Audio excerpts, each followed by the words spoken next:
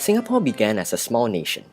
As she had limited resources, many thought she would not be able to succeed after her separation with Malaysia. After all, she was just a small dot on the map. However, through the strong leadership of the government and hard work of a pioneer generation, Singapore was able to achieve strong economic growth and prosperity. In 1990, the young nation had bagged many achievements, and as that year marked the 25th anniversary of the nation's independence, it called for a grand celebration. The prosperity of Singapore during that period made many optimistic about the future. Singapore was a conducive place to start a family.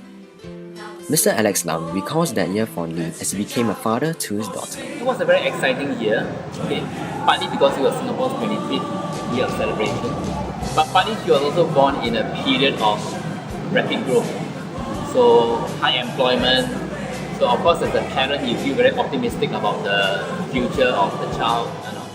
So I really think that the next 25 years, maybe we might not even see the 50 years plan, but for the next 25 years there should still be good hope, good prospect, stability for the country.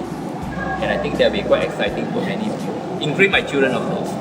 1990 was also the year in which the ever-popular One People, One Nation, One Singapore song debuted as Singapore's National Day song.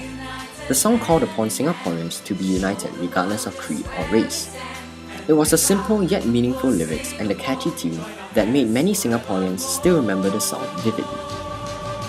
I remember that song, One People, One Nation, One Singapore.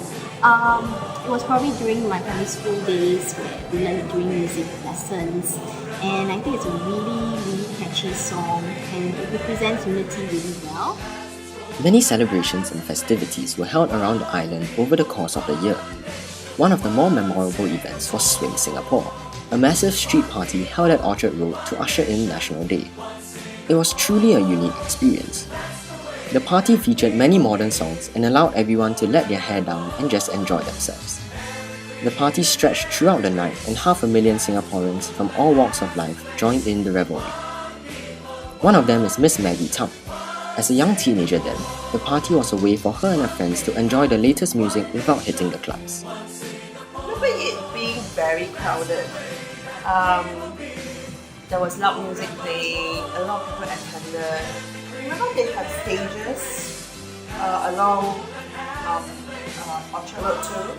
And then they had some performance and DJs on the stage. The National Day Parade has always been a spectacular event for Singapore. Held at the Padang, the celebration in 1990 was the most impressive thus far. The theme for the parade was 25 years of independence, another 25 years of achievements.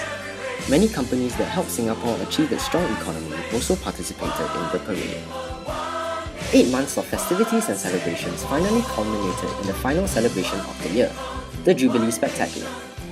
It had a massive attendance of 60,000 people, all eager to witness the grand finale to the 25th anniversary celebrations. The performances varied from ethnic dances by different racial groups to the amazing laser show. The celebration was truly a sight to behold. Jubilee Spectacular created an enormous emotional bond for Singaporeans. This last celebratory event in that year saw Singaporeans coming together as one people, one nation, one Singapore.